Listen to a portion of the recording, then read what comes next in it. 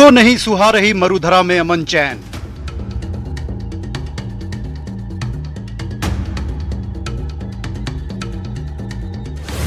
पिछले करीब 40 दिन में 5 जगह भड़का तनाव।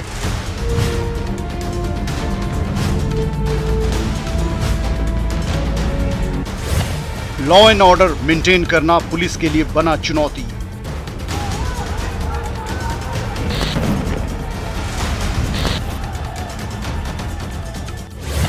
प्रदेश की कानून व्यवस्था को लेकर विपक्ष सरकार पर हमलावर।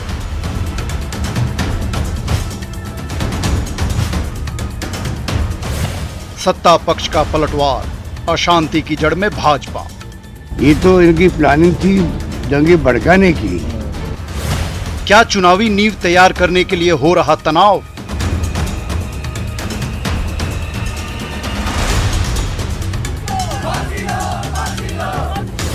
या तुष्टीकरण बना हुआ है अशांति का असली कारण?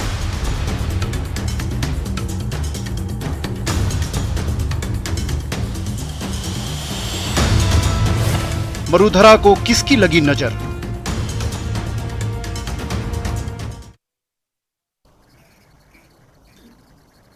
नमस्कार, बहुत स्वागत है आपका। प्राइम डिबेट देख रहे हैं आप, आपके साथ में जेपी शर्मा। गर्मी से पहले गर्मी का सताना हमने देखा है। सर्दी भी कभी कभी थोड़ी जल्दी दस्तक दे जाती है। मानसून से पहले प्री मानसून की उम्मीद तो हर साल होती ही है। दिलचस्प बात यह है कि चुनाव से पहले चुनावी माहौल भी इस बार राजस्थान के लोगों को देखने को मिल रहा है। केंद्रीय नेताओं के दौरों की फ्रीक्वेंसी बढ़ गई है। चिंतन भी हो रहे हैं, मंथन भी हो रहे हैं। मुद्दे जिस तरह से सामने आ रहे हैं और बयानों का शोर जिस तरह सातवें आसमान पर है, उससे लगता है कि हम 2023 में पहुंच गए हैं। इस सब के अलावा पिछले कुछ दिनों में कई स्थानों पर हुई तनाव की दुर्भाग्यपूर्ण घटनाओं को लेकर भी सियासत की हीट वेव चल रही है। तुष्टीकरण बनाम ध्रुवीकरण की लड़ाई अपने चरम पर है। तो आज प्राइम डिबेट में इस पर बात होगी इन सवालों के जरिए कि रह रहकर चुनाव की घटनाओं के पीछे क्या चुनाव है कारण?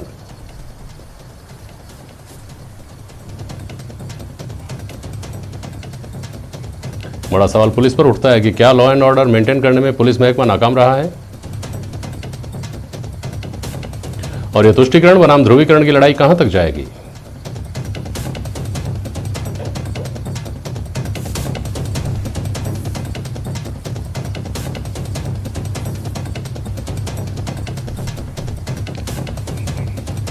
मनीष पारिक साहब हैं, भाजपा प्रवक्ता हमारे साथ। स्वर्णिम चतुर्वेदी जी हैं, कांग्रेस प्रवक्ता। एसपी मित्तल साहब हैं, वरिष्ठ पत्रकार। बहुत स्वागत है आप सभी का। स्वर्णिम जी, पहले आपके पास जा रहा हूँ। चिंतन जो आपका शिविर होने जा रहा है, सबसे बड़ी चिंता मेरे ख्याल में जो होंगी उनमें से एक ये भी होगी कि राजस्थान में रह रहकर एक जगह, दूसरी जगह, तीसरी जगह इस तरह की घटनाएं सामने आ रही हैं जिनको कोई देखना नहीं चाहता। अब उसका कारण अगर आपकी नाकामी है तो उसको आप कैसे हैंडल करेंगे? चुनावी साल शुरू होने वाला है और अगर आप कहते हैं कि प्रायोजित है भाजपा के द्वारा, तो पहले तो कैसे है ये समझा दें, फिर उस पर बात करेंगे। स्वर्णिम जी, देखिए जेपी जी, जो घटनाएं हुई, आप देखिए करौली से एक प्रारंभ हुआ एक्सपेरिमेंट, उसके बाद जोधपुर के बाद आप भीलवाड़ा भी देख सकते हैं, अलवर हुआ। इन सब घटनाओं में एक चीज समान थी। वो समानता ये थी कि जो घटनाक्रम हुआ करौली में हुआ, भारतीय जनता पार्टी के नेताओं के चेहरे सामने आए। अलवर में हुआ, भारतीय जनता पार्टी के चेहरे सामने आए। इन घटना को लेकर के विरोध करने और जनता के बीच वहमनस्य फैलाने के लिए भारतीय जनता पार्टी के चेहरे सामने आए। और जोधपुर में भी इसी तरह की बात आई।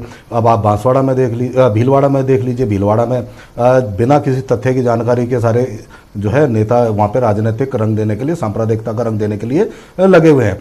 लेकिन सबसे बड़ी बात यह है कि पुलिस की जहां तक बात है, यह राजस्थान की पुलिस ही है जिसने इन घटनाओं को दंगों में तब्दील होने से रोका। आप बताइए, जोधपुर की घटना थी, करौली से शुरू करते हैं। करौली की घटना के जस्ट बाद अगले ही दिनों बच्चों ने स्कूल जाकर के बोर्ड का इम्तिहान दिया। यानी कि वहाँ की जनता के बीच दंगा नहीं था, निश्चित रूप से कहीं ना कहीं उसको प्रायोजित था वो। दूसरी आप घटना देखें, अलवर की घटना। अलवर की घटना को लेकर के भारतीय जनता पार्टी के तमाम नेताओं ने 3-4 घंटे का इनको समय मिला। घटना हुई तो उसके 5 दिन बाद जब इनको जानकारी लगी, लगातार जहर उगला राजस्थान सरकार के खिलाफ, समुदाय विशेष के खिलाफ, राजस्थान में सांप्रदायिकता भड़काने की कोशिश की। और जैसी तथ्य निकल के सामने आए कि भारतीय जनता पार्टी के बोर्ड ने ढाया मंदिर, चुप होकर के बैठ गए। उनका फोकस बदल गया, अलवर से जोधपुर शिफ्ट हो गए। जोधपुर में आप देखिए, जब 3.5 लाख करीब लोग सड़कों पर हैं और उस वक्त अगर कोई ऐसी घटना होती है, उसके बाद बड़ा दंगा न भड़के, यह पुलिस की सफलता थी, प्रशासन की सफलता थी। तो ये सारी चीजें हम रोकने में लग रहे हैं। आप देखिए, कि राजस्थान में आज से 1 साल पहले तक, 6 महीने पहले तक, 3 महीने अगर आप ले लें तो 3 महीने पहले तक कहीं भी सांप्रदायिक सौहार्द को लेकर के कोई टकराव नहीं था, कोई टेंशन नहीं था। यहाँ पे टकराव नहीं है, केवल टेंशन बनाया जा रहा है लोगों के बीच में कि लोगों को डर रहता है कि कब कहाँ दंगा भड़क जाए। भारतीय जनता पार्टी के जो नेता जो सभी सवालों का जो केंद्र सरकार के खिलाफ पूछे जाते हैं, महंगाई को लेकर के, बेरोजगारी को लेकर के, या राजस्थान में ERCP की योजना जो है कब राष्ट्रीय परियोजना बनेगी, इन सबको लेकर के सवाल पूछे जा रहे थे। केंद्रीय मंत्री जवाब नहीं दे पा रहे थे, उल्टे सीधे जवाब देकर के अपनी साख गंवा बैठे, और जो लगातार चुनाव हार रही थी भाजपा, उसको एक मौका मिला और उन्होंने इस तरह के काम करने चालू किए। आप बताइए, हर घटना के पीछे भारतीय जनता पार्टी के नेता क्यों होते हैं? किसी घटना को लेकर के भारतीय जनता पार्टी के नेता कभी कोई ऐसा बयान आपने देते सुना कि सब शांति बनाए रखें, सब भाई भाई हैं? कोई किसी एक नेता का भी बयान, मैं कहता हूं यहाँ पे ऐसा नहीं आया भारतीय जनता पार्टी के नेता का। जबकि होना क्या चाहिए, अगर आप अमन शांति चाहते हैं तो लोगों के लड़ाने की बजाय लोगों के बीच भाईचारा उत्पन्न करें और काम करके दिखाएं। ठीक ठीक ठीक ठीक। मनीष पारीक से की प्रतिक्रिया ले लो, फिर वापस आता हूँ पास। बोलिए मनीष जी। राजगढ़ में जो बात बता रहे हैं वो गौरव पथ के लिए प्रस्ताव पारित किया, इन्होंने मास्टर प्लान के तहत कार्रवाई कर दी। SDM को सस्पेंड क्यों किया अगर गलत नहीं था तो? सही बात यह है, जौहरी लाल जी के लड़के के खिलाफ उसको गिरफ्तार किया जाए, उस पर रेप का केस है। इस बात पे बीजेपी के कार्यकर्ताओं ने जुलूस निकाला और उनसे बदला निकाल लिया। ये पूरी जो सरकार है वो एक विधायक की जेब में पड़ी हुई है। आप देख रहे हैं एक समर्थन लेने के लिए किस कदर नीचे गिरे हैं। एक एक MLA की आप देख रहे हैं, कांग्रेस के MLA के क्या हाल है। जोधपुर में खुद CM साहब MLA हैं, उनसे पूछ लें कि वो जो जिनके चेहरे उसमें CCTV के कैमरे में कैद रहे हैं, उनको अज्ञात क्यों FIR दर्ज हो रही है? क्यों उस पुलिस वाले के इकबालिया बयान करा लो जो पिटे हैं, उनसे पूछ लो किसने मारा उनको। उससे नहीं पूछेंगे और रात को 12 बजे जमानतें कराएंगे। तो ये क्या हो रहा है ये सब जानते हैं। वो जोधपुर के जो लोग इनको वोट दिए थे वही आरोप लगा रहे हैं। बीजेपी को क्या करना है, एक बात। दूसरी बात, चाहे ये कंट्रोल नहीं कर सके, ये लोगों को ये सेटिस्फाई नहीं कर सके कि यहाँ सब कुछ पक्षपाती नहीं हो रहा है, यहाँ पे कानून का राज है, यहाँ सब कुछ हो रहा है। तो अगर अच्छा होता है तो कोई भी पलटकर नहीं कहता है। लेकिन भारतीय जनता पार्टी को नाश्ते के समय गाली दो, फिर भोजन के समय दे दो और रात को डिनर के समय उसको गाली बक के सो जाओ। इफ इट इज गवर्नमेंट तो ये इसीलिए दिक्कत हो रही है। सारी जगह पर उन्होंने कहा भारतीय जनता पार्टी के एक भी नेता का नाम उसमें नहीं है कि उसने कोई पत्थर फेंका, उसने भड़काया, भाषण दिया, मंच बनाया, टेंट से कुर्सी ली किराए पे, बताओ तो कहीं नहीं है। आपका SDM आ रहा है और आके मंदिर को तोड़ रहा है, और जो बीजेपी के कार्यकर्ता हैं 26 लोगों के मकान को 6-6 फुट कम कर रहा है, उससे पूछ तो लेते क्या तुम नगर पालिका के कहने पे गए हो? नगर पालिका में मैं निवेदन करना चाहता हूं जयप्रकाश जी, उन्होंने गौरव पथ के निर्माण के लिए प्रस्ताव पास किया था पुराना, उस प्रस्ताव के कागज को लेके आ गए ये, और उसके बहाने पर ये काम किया। वो उन्होंने मुकदमा दर्ज किया हाई कोर्ट में, वहां के जो चेयरमैन सतीश हैं उन्होंने। तो ये तो दुनिया के सामने आ गया है कि ये खुद तोड़ रहे हैं अपने MLA को। खूब विस्तार से आपने अपनी बात कर दी, खूब विस्तार से स्वर्णिम जी ने अपनी बात कर दी। अब दोनों के लिए मेरे पास सवाल है, पहले स्वर्णिम जी से पूछ लेता हूँ, फिर आपके पास आ जाऊंगा। स्वर्णिम जी, आप कह रहे हैं कि पुलिस की कहीं कोई नाकामी नहीं है। पहली नाकामी क्या ये नहीं है कि करौली के बाद में जोधपुर हो जाए, जोधपुर के बाद में भीलवाड़ा हो जाए, पहली बात। दूसरी बात, इंटेलिजेंस किस काम का होता है? लॉ एंड ऑर्डर तो बात की बात है, इंटेलिजेंस भी कोई चीज़ होती है ना। और इंटेलिजेंस ऐसे महत्वपूर्ण स्थानों पर अगर फेल हो रहा है तो ये क्या है, पुलिस की नाकामी नहीं है। तीसरी बात पर मैं आ जाता हूँ, पहले इन दोनों का जवाब दे दीजिए। देखिए JP जी, मैं आपको बताना चाहता हूँ, आप कह रहे हैं पुलिस की नाकामी। मैंने आपको बताया पुलिस ने किस तरह से ये दंगा होने से रोका। अगर ये जो उपद्रव था ये दंगे में तब्दील हो जाता तो कितनी ये बात मानता हूँ मैं आपकी, ठीक बात है, ये सही बात है कि घटना होने के बाद में पुलिस ने वहां कंट्रोल किया और बखूबी कंट्रोल कर लिया, ये भी मान लेता हूँ आप कह रहे हैं तो। लेकिन ये मेरे इस सवाल का जवाब नहीं है कि एक जगह पर पहली बात तो दंगा होने से पहले क्या इंटेलिजेंस का हमारे पास इनपुट नहीं होता, जबकि ये पता होता है कि ऐसे रूट से यात्रा निकलेगी और उस यात्रा में कुछ भी हो सकता है, तो क्या इंटेलिजेंस हमारे पास नहीं होती है? हमारे पास इनपुट नहीं होता। दूसरी बात, एक जगह हो गई, उसके बाद दूसरी जगह घटना हो रही है, दूसरी जगह के बाद तीसरी जगह घटना इसी तरह कम्युनल वायलेंस की, कम्युनल टेंशन की हो रही है, तो क्या ये उस फ्रंट पे, उस पहलू पर नाकामी नहीं है क्या? देखिए, अब मैं आपको बताता हूँ, ये एक जो घटनाक्रम हो रहा है, हम तो राजस्थान की 4 घटनाओं की बात कर रहे हैं, लेकिन हम वो भूल जाते हैं कि जो बाकी के 7 स्टेट्स में हुआ। आप देखिए, करौली की घटना हुई, इसके बाद रामनवमी का जुलूस निकलना था। बहुत सांप्रदायिक कहना चाहिए, टेंशन को एस्केलेट करने की बात हुई, बहुत लोगों ने किया, धारा 144 क्यों लगा दी, ये क्यों लगा दिया, परमिशन क्यों ले जुलूस की, सबने परमिशन ली, पूरे जिलों में जुलूस निकला रामनवमी का, और भगवान श्री राम का अभिषेक और उनके फूल मालाओं से स्वागत सभी समुदाय ने किया, कोई घटना नहीं हुई। लेकिन यहां अगर आप देखेंगे 7 स्टेट से, चाहे गुजरात हो चाहे मध्य प्रदेश हो, सब जगह घटनाएं हुई, बड़ी घटनाएं हुई, दंगे हुए। ये यहां भी होने थे, लेकिन ये इंटेलिजेंस इनपुट था और टाइमली एक्शन था, इसलिए नहीं हुए। लेकिन सबसे बड़ी बात यह है कि इसके बाद भी जो भी घटनाएं करने की प्रयास हो रहा है, अब भीलवाड़ा की घटनाएं एसआईटी गठित हो चुकी है, सच सामने आएगा। भारतीय जनता पार्टी के नेता करौली की घटना को लेकर के जो भागे हुए हैं, वांछित हैं, तो फिर ये सवाल ये सब खड़ा हो जाता है ना, चल रही हैं। तो फिर स्वाभाविक रूप से सवाल ये आता है कि भारतीय जनता पार्टी के लोगों का अगर इसमें किसी तरह का इन्वॉल्वमेंट है, दंगा भड़काने में या खुद दंगा करने में या लोगों को बहला फुसला करके पागल बना करके और उनको आगे कर देने में, तो भाई फिर भी फेल्योर किसका आता है? सरकार तो आपकी है ना, उनको अंदर क्यों नहीं डालते आप? दंगा भड़काने के लिए क्या धाराएं नहीं है क्या? देखिए, बिल्कुल जो दंगा भड़काया है, चाहे आप करौली देख लें, चाहे जोधपुर देख लें, सब जगह पे कम से कम 20-20, 12-12 मुकदमे दर्ज हुए हैं लोगों पर। और जो मुकदमे दर्ज हुए हैं वो दंगों की धारा में ही हुए हैं। और सबसे बड़ी बात यह, देखिए एक चीज मैं आपको यहाँ स्पष्ट बताना चाहता हूं कि करौली में जो एक्सपेरिमेंट हुआ था, जो मोडस ऑपरेंडी थी, उसी के तहत रामनवमी के हमारे राजस्थान को छोड़ करके सब जगह दंगे हुए, इसी तरीके से करवाए गए। तो ये जब सब दंगे हुए तो अब भारतीय जनता पार्टी का जितनी भी जगह हुए, राजस्थान में चाहे उपद्रव हुआ, बाकी जगह दंगे हुए, एक केंद्रीय नेता से लेकर के राजस्थान भाजपा के नेता तक ने किसी ने इन दंगों की निंदा नहीं की, न शांति सौहार्द बनाए रखने की अपील की, न लोगों को यह कहा कि ऐसा नहीं होना चाहिए। इतना तो कहना ही चाहिए था, इतना तो आपको कहना ही चाहिए था भाई, अमन चैन तो आप भी चाहते हैं ना। अपराधियों को खुला छोड़ दिया तो लोगों के मनोबल खराब हो गए, लोगों को लगा पुलिस और ये मिले हुए हैं। और मैं निवेदन करना चाहता हूं, उसी के कारण जब कोई असंतुष्ट होता है जयप्रकाश जी, तभी वो प्रतिक्रिया करता है। अगर if they are people are satisfied तो वो क्यों करेंगे? आप अगर उनको प्रतिक्रियावादी कह रहे हैं तो उसके ना मिलने से कोई असंतुष्ट हमारे कारण नहीं है, तो उसका हम क्या कर सकते हैं? आप जनता आपको नहीं जवाब दीजिए। तो आप इस तरह के काम कहना चाहती है कि किन लोगों को बचा रहे हो आप उनको बचा रहे हो। और यहाँ पे रामनवमी में आपने कहा यहाँ पे सब जगह पे ध्वज यात्राओं पर प्रतिबंध लगाया, आपने खाटू श्याम जी के भंडारों पर प्रतिबंध लगाया, लेकिन उर्स के मेले चलते रहे। ये लोगों को लगता है कि यहाँ पे गड़बड़ हो रही है, इसलिए वो आक्रोशित होते हैं। इसमें भारतीय जनता पार्टी को क्या करना है? मित्तल साहब, nothing to do with BJP. Mittal साहब, भारतीय जनता पार्टी तो दक्षिणपंथी पार्टी है ही, यह स्वीकार करने में कोई उनको शर्म नहीं बल्कि गर्व है। और हिंदुओं की पैरोकार होती है, हर मामले में खुलकर पैरोकार होती है, इन मामलों में भी है जहाँ जहाँ जो कुछ हुआ।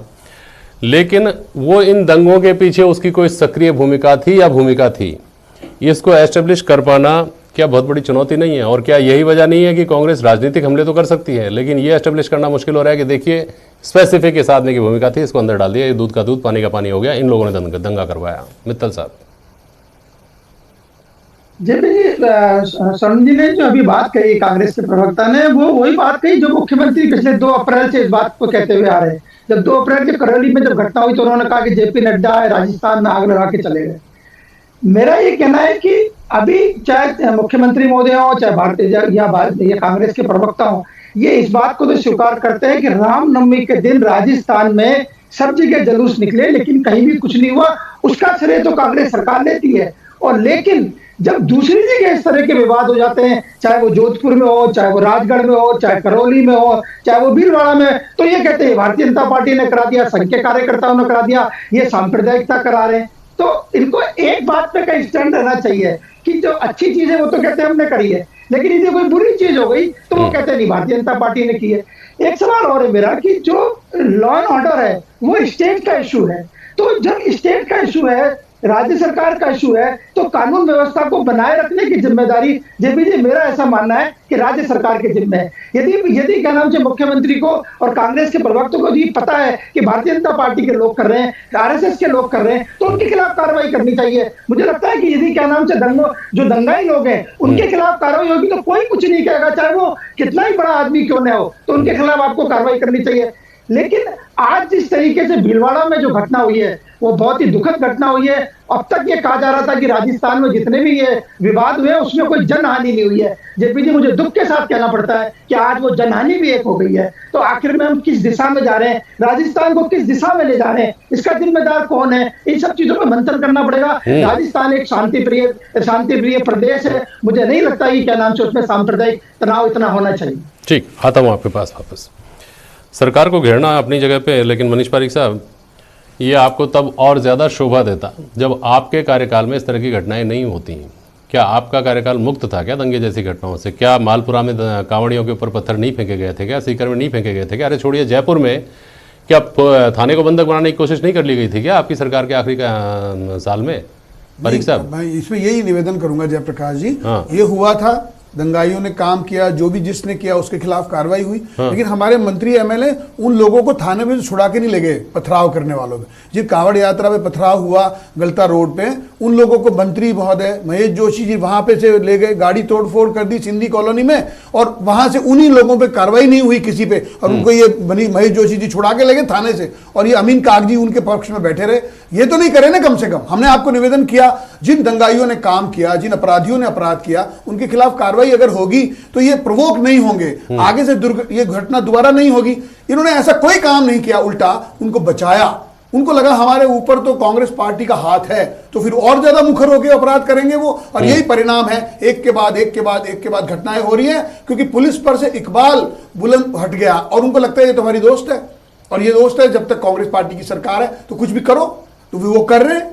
मैं ये निवेदन कर रहा हूं, मैं आपको दावे के साथ कह रहा हूं, मैंने आपको कहा जब इन्होंने एक धर्मस्थल की दीवार बनवाते हैं तो दूसरे धर्मस्थल की दीवार तुड़वाते हैं, उसी का परिणाम है कि पाप की सजा मिलती है इनको। लेकिन भारतीय जनता पार्टी के खिलाफ बोलने को एक भी मुद्दा नहीं है कि बीजेपी ने कोई मंदिर बनवा दिया हो और किसी मजार को तुड़वा दिया हो। इसलिए बीजेपी अमन चैन कायम रख सकती है और प्रोवोकिंग एक्शन नहीं होता है। इनका एक्शन हो रहा है, मैं आपको दावे से कह रहा हूं, शास्त्री नगर में 40 गाड़ियों के शीशे तोड़े, घर में घुस के महिलाओं के साथ मारपीट हुई, और वो सारे दंगाइयों, एफआईआर नहीं हुई, एफआईआर हो गई बाद में। वो अमीन कागजी, मिस्टर रफीक खान, महेश जोशी जी, उनको थाने में से 40 लोगों को उठा के ले गए। ठीक, this is all Chaturvedi ji, स्वर्णिम जी, यहाँ तक लॉ एंड ऑर्डर की जहाँ तक बात आती है ना, नाकामी की, वो तो एक रेगुलर इशू आप उसको मान लीजिए, लेकिन जब ये बात आ जाती है तुष्टिकरण की तरफ कि साहब एक पक्ष के लोगों को बचाने की कोशिश की, तो फिर चुनाव तक भी चले जाती है बात। ये चिंता तो बड़ी चिंता होनी चाहिए स्वर्णिम जी। देखिए जेपी जी, ये तो भारतीय जनता पार्टी का आरोप है ना, ये भूल जाते हैं कि कोविड प्रोटोकॉल जब तोड़ा तो हमारे ही विधायक के खिलाफ मुकदमा भी दर्ज हुआ। आज भी हमारा विधायक के खिलाफ अगर कोई मुकदमा दर्ज हुआ तो आज वो पुलिस की गिरफ्त में है। हमारे शासन में एक चीज तय है कि राजस्थान में पुलिस को पूरी छूट है कानून व्यवस्था कायम रखने के लिए, निष्पक्षता के साथ कार्रवाई करनी है। भारतीय जनता पार्टी को परेशानी यह है कि भारतीय जनता पार्टी से जब प्रदेश की जनता सवाल करती है, अपने दिए हुए वोट का हिसाब मांगती है, वो उसका जवाब नहीं दे पाते, तो यहाँ पे इस तरह की ये बात करते हैं। इनसे आज से पहले तक 3 महीने पहले तक तो राजस्थान में अमन शांति थी। क्या हुआ? हमारे प्रदेश के जो लोग हैं अमन शांति चाहते भी अमन शांति हैं। आप पोल करा के देख लीजिए, सब अमन शांति चाहते हैं। आपकी पार्टी क्या मानती है, क्यों है? चुनाव की वजह से? देखिए बिल्कुल, जैसे जैसे चुनाव नजदीक आ रहे हैं, जब कांग्रेस की सरकार के खिलाफ यहाँ कोई मुद्दा नहीं मिला, किसी मुद्दे को उठाने में सफल रहे, कार्य करने में सफल रहे, जब यहाँ का प्रदेश नेतृत्व अपने आप को सक्षम नहीं साबित कर पाया केंद्रीय नेतृत्व के सामने, तो निश्चित रूप से एक स्ट्रेटेजी के तहत इन्होंने यहाँ पे एक्सपेरिमेंट किया करौली में, और उस एक्सपेरिमेंट को इंप्लीमेंट किया बाकी 7 स्टेट्स में। राजस्थान में ना पहले हमने करने दिया इनको इंप्लीमेंट, ना अब करने देंगे, ना दंगा भड़काने की। मुझे एक बात बताइए, एक बात बताइए, 2013 में आपने चुनाव लड़ा, सत्ता में थे आप 8 से 13 तक, उस दौरान भी घटनाएं भी, गोपालगढ़ हो गया, आसींद हो गया, सांगानेर में हो गया, कई जगह बवाल हो गए। उसके बाद 13 से 18 के बीच मनीष जी को मैंने गिनाई दिया अभी यहाँ, तब मुद्दा नहीं बने, तब इसके ऊपर सरकारें ना बनी ना सरकारें गई सत्ता में से। तो इस बार ऐसा क्या है? क्या आपको लगता है कि ये चुनाव के लिए ये अमोघ हथियार इन्होंने निकाल लिया है? ये हथियार तो पहले भी अमोघ नहीं रहा स्वर्णिम जी। देखिए ये हथियार है, अमोघ हथियार नहीं है, ये भोटा हथियार है जिसका ये असफल प्रयास कर रहे हैं इस हथियार से जो है अपने आप को सेफगार्ड करने का, या अपने चुनाव में विजय पाने की ये प्रयास कर रहे हैं, और कुछ नहीं। चलने वाला नहीं है ये। चलने वाला क्या है यहाँ पे? चलने वाला यह है कि क्या प्रधानमंत्री नरेंद्र मोदी देश की जनता को महंगाई के बोझ से बचा सकेंगे? क्या बेरोजगारी दूर कर सकेंगे? यही चलने वाले हैं। कम करो। जो राजस्थान सरकार की तुलना आज होती है, ठीक, जब केंद्र सरकार के कार्यों में राजस्थान सरकार के कार्यों में तुलना करते हैं, उस पर चर्चा होती है। उस पर आते हैं स्वर्णिम जी। मित्तल साहब, ये सवाल एक मौजूद सवाल है। 2011 में 2013 के चुनाव से पहले भी घटनाएं हुई जो चर्चित रहीं देश प्रदेश में, 2018 के चुनाव से पहले भी घटनाएं हुई, लेकिन इस बार जो घटनाएं हो रही हैं, इस तरह की जो घटनाएं हो रही हैं, वो सीधे 2023 के चुनाव पर जाकर टिक रही हैं। ये फर्क कैसे आया मित्तल साहब? जेपी जी, हम पिछले, मैं राजस्थान के चुनाव का इतिहास देखें पिछले 25 वर्षों का, तो हमने देखा है कि एक बार भारतीय जनता पार्टी, एक बार कांग्रेस की सरकार आ रही है। लेकिन शायद मुझे ऐसा लगता है कि इस बार पहली बार ऐसा हो रहा है जब इस तरह के जो दंगे हो रहे हैं उनको सीधे रूप से जो सत्तारूढ़ अभी मौजूदा जो सरकार है वो विपक्ष की जिम्मेदारी डाल रही है कि ये लोग इसको दंगा करा रहे हैं। तो ऐसी स्थिति के अंदर ये पहली बार ये मुद्दा ये बन रहा है कि ये चुनाव का मुद्दा बन जाए। मुख्यमंत्री ने 2 अप्रैल की जो घटना है उसके बाद कहा कि भारतीय जनता पार्टी चुनावी मोड में आ गई है और इसीलिए प्रदेश में आग लगाई जा रही है। तो इसकी जो शुरुआत है वो मुझे लगता है कि कांग्रेस की ओर से की गई कि ये चुनावी मुद्दा बने। ठीक है। स्वर्णिम जी, आप कहते हैं कि ओपीएस आपने लागू की और केंद्र से मांग किया आपने। इसी तरह कोविड का जब दौर चल रहा था उस वक्त बहुत सारे कदम आपने पहले उठाए जिनको पूरे देश ने और प्रदेशों ने फॉलो किया। सारा अच्छा बहुत सारा आपने काम किया, और ये महंगाई भी है, बेरोजगारी भी है, सब है। उसके बाद भी चुनाव ही जीतते जाते हैं। 5 राज्यों में बिल्कुल सुपड़ा साफ हो जाता है। उत्तर प्रदेश में जितनी थी उससे भी कम हो जाती हैं। जहाँ सत्ता थी वो भी हाथ से निकल जाती है। तो स्वर्णिम जी, फिर भाजपा के बुरे कर आपके अच्छे का फायदा क्या? देखिए, मैं आपको बताता हूँ। अब आपने चुनावों की बात की, चुनाव परिणामों में आप राजस्थान के चुनाव परिणामों की बात करें। जो आम चुनाव हुए थे विधानसभा के, उसके बाद से लगातार हम जीतते आ रहे हैं। और भारतीय जनता पार्टी की एक स्थिति आगे, जो आखिरी चुनाव हुआ उसमें तो जमानत गंवा बैठे थे। तो 13 से 18 के बाद बीच में ये भी जीतते रहे थे 18। मैं यही कह रहा हूँ ना कि हारते रहे, और इतनी बुरी तरह हार हुई, उसके बाद इन्होंने अपनी स्ट्रेटेजी बदली है। लेकिन सही बात यह है कि प्रदेश में जो काम हुए हैं उन कामों की चर्चा ना हो जाए, या प्रदेश सरकार को काम करने से जो प्रदेश का विकास चाहते हैं। जैसा भी आपने देखा, खबर आई थी, बहुत इंपॉर्टेंट खबर है कि प्रति व्यक्ति आय राजस्थान में बढ़ी है, लोगों को रोजगार मिल रहे हैं, लोगों को चिकित्सा सुविधाएं मिल रही हैं। ये सब जब चीजें हो रही हैं तो इन सब चीजों का कोई तोड़ और कोई जवाब भारतीय जनता पार्टी को देते नहीं बनता, केंद्रीय नेतृत्व की नाकामी का जवाब देते नहीं बनता। तो ये सारी चीजें हुई। अब लॉ एंड ऑर्डर की अगर बात करते हैं तो क्या गुजरात जैसे दंगे हुए? क्या मध्य प्रदेश जैसे दंगे हुए? नहीं हुए। ये प्रशासन था, सफल प्रशासन है अशोक गहलोत सरकार का, जो हमारे मुख्यमंत्री जी का खुद ने जो मैनेजमेंट किया, जो देखा, जिस तरह से वो कार्रवाई कर रहे हैं, उस कारण से इसको रोका और आगे भी रोकेंगे। निश्चित रूप से इनके मंसूबे जो है पूरे नहीं हो सकते। ये तो हो गया डिफेंस में खेलना, ये तो डिफेंस की बात हो गई। अब आप जहां आपको अटैक करना चाहिए, मैं तो उस अटैक की बात कर रहा हूँ। डिफेंस की बात तो कर ली पूरी डिबेट में हमने। जहां आपको हमलावर होना चाहिए, जो आप हमला करने की कोशिश करते हैं, वो हमले आपके क्यों निष्फल हो जाते हैं? चाहे वो महंगाई की बात हो, चाहे बेरोजगारी की बात हो, जिससे आम आदमी परेशान है। देखिए, निष्फल नहीं हुए भारतीय जनता पार्टी। आप कह रहे हैं उत्तर प्रदेश में चुनावी लिहाज से तो भाई साहब निष्फल ही होते जा रहे हैं, आप खुद भी जानते हैं। देखिए, मैं बताता हूं आपको, भारतीय जनता पार्टी की उत्तर प्रदेश में आप देखें तो सीटें कितनी कम हुई। हमारी सफलता आप उसको असफलता बता रहे हैं, लेकिन 4 बार वहां पे जिसने सरकार बनाई बसपा, उससे दुगनी सीट लेके आए, चाहे हम 2 ही सीट लेके आए। तो आप इससे संतुष्ट हैं तो फिर शुभकामनाएं आपको। एक बार मनीष पारिक जी की प्रतिक्रिया और ले लो, बोलिए मनीष जी। सबसे बड़ी बात है कि सुबह नाश्ते में बीजेपी का विरोध करते हैं और रात डिनर तक करते रहते हैं। अरे तो भाई क्यों नहीं करेंगे? राजनीतिक दल हैं, आपके प्रतिद्वंदी हैं, क्यों नहीं करेंगे? नहीं, उसके जिम्मेदार बताने की बातें करते हैं। हाँ। और सबसे बड़ी बात जो खुद ने दावे करे थे पूरे नहीं करे। मैंने आपको कहा बिजली की रेटें नहीं बढ़ाएंगे, बढ़ा दी। मजदूरों का काम करना था वो नहीं किया। इन लोगों को देना किसान को करना था वो नहीं किया। कर्जा माफ होना था नहीं हुआ। और नौकरियां देने की बात कर रहे थे, 1,38,000 कोर्ट में फंसी हुई, अभी फंसी हुई है, वो नौकरी दी नहीं किसी को। तो मैं निवेदन, और जो पेट्रोल की बात करते हैं 25 रुपए खुद भी ले रहे हैं उस पर, तो पर लीटर, जबकि कांग्रेस पार्टी की जो शासन प्रदेश हैं या विपक्ष के शासित प्रदेश 3 हैं, वहां पे ही हाईएस्ट रेट क्यों है पेट्रोल की? इसका मतलब इन्होंने खुद के कर को कम नहीं किया है। तो निवेदन यही है, वो माननीय मोदी जी ने भी उठाई है ये बात, और इसीलिए कहा है कि भाजपा शासित प्रदेशों में पेट्रोल की कीमत कम है। अब हरियाणा से जाकर ये तो बहुत ही खूबसूरत खेल है आप दोनों का। आप इनके लिए कहते रहे या आपके लिए कहते रहे। रुपए 2 रुपए का फर्क होगा। यहाँ जयपुर में 120 होगा, भोपाल में 119 होगा, 18 हो गया होगा, 2-5 पैसे कम ज्यादा हो जाएगा। आज कम है, कल ज्यादा हो जाएगा। ये कोई बहुत काम करने वाला तर्क नहीं है। लेकिन मित्तल साहब, ये जो हमारे आगामी चुनाव है जिनकी तरफ प्रदेश बढ़ रहा है, ये जिस रास्ते से अब तक चुनाव की तरफ जाता था उसी रास्ते से चुनाव की तरफ इस बार भी जाएगा, या इस बार रास्ता बदलता हुआ दिखाई दे रहा है आपको मित्तल साहब? नहीं जेपी जी, इस बार रास्ता बदलता हुआ दिखाई दे रहा है, इसमें कोई दो राय नहीं है। क्योंकि इसका जो प्रमुख जो कारण है वो मुख्यमंत्री बार बार इस बात को कह रहे हैं कि हमने, सरकार ने बहुत अच्छे काम किए। वो उन कामों पे पानी फेरने के लिए भारतीय जनता पार्टी और आरएसएस वाले ये सांप्रदायिकता का मुद्दा अभी कर रहे हैं। कल ही मुख्यमंत्री जी ने कहा कि हम भी घबराए हुए हैं। उन्होंने इस शब्द का इस्तेमाल किया है कि हम खुद भी घबराए हुए हैं कि आखिर ये क्या हो रहा है। तो मुझे लगता है कि क्या नाम से कांग्रेस की ओर से ज्यादा इसको महत्वपूर्ण मुद्दा बनाया जा रहा है। चलिए ठीक है सर, बहुत शुक्रिया आप सभी का आज प्राइम डिबेट में शामिल होने के लिए। आज के लिए बस इतना ही। नमस्कार।